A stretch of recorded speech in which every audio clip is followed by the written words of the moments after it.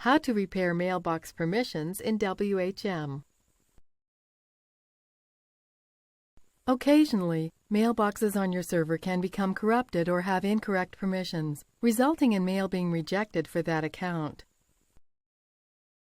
WHM has a feature that allows you to check your server's mail system and attempt to repair any discrepancies in mailbox ownership and file permissions. In the menu, go to Email.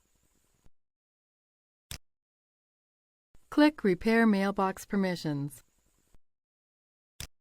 Press the Proceed button.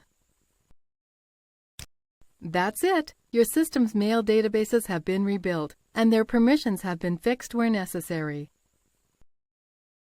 This is the end of the tutorial. You now know how to repair mailbox permissions in WHM.